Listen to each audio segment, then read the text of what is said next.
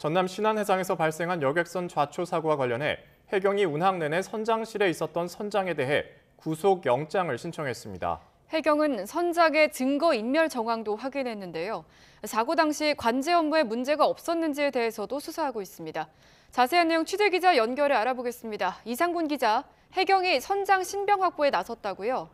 네, 목포해양경찰서는 오늘 새벽 선장에 대해서도 구속영장을 신청했습니다. 60대 선장 A씨에게는 중과실치상과 선원법 위반 혐의가 적용됐습니다. 해경은 선원 7명을 참고인으로 조사해 선장이 운항 내내 선장실에만 있었다는 사실을 확인했습니다. 최근 2년 동안 좁은 수로를 하루 2번씩 왕복하면서 조타실에 나오지 않았다는 진술까지 확보한 것으로 전해졌습니다.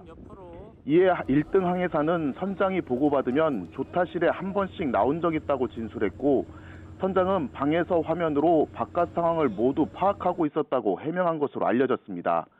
하지만 선원법에는 항구를 출입할 때와 좁은 수로를 지나갈 때는 선박의 조정을 선장이 직접 지휘하도록 규정하고 있습니다. 해경은 선장이 선원들에게 자신이 조타실에 있었다고 진술하라며 회유를 시도하는 등 증거를 인멸하려고 한 정황도 확인한 것으로 파악됐습니다. 네, 이런 가운데 어제 1등 항해사와 조타수는 구속됐는데요. 해경은 관제센터에 대한 수사도 진행하고 있죠. 네, 여객선 좌초 사고를 낸 혐의로 긴급 체포된 1등 항해사와 조타수는 어제 구속됐습니다. 영장 발부 사유는 증거인멸과 도주 우려 등입니다. 두 사람은 지난 19일 저녁 전남 신안해상에서 항로 변경 시점을 놓쳐 여객선 좌초 사고를 낸 혐의를 받고 있습니다.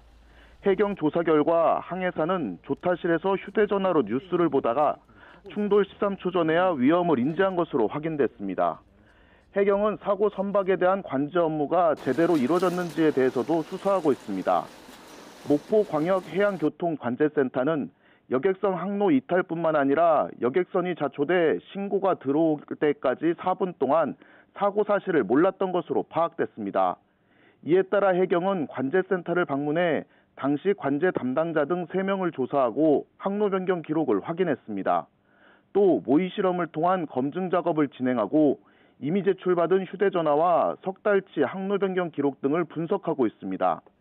해경은 또 관제센터 내부 항로 이탈 경보 시스템이 꺼져 있었던 점에 대해서도 관련 규정을 검토하고 있습니다. 지금까지 전국부에서 YTN 이상군입니다.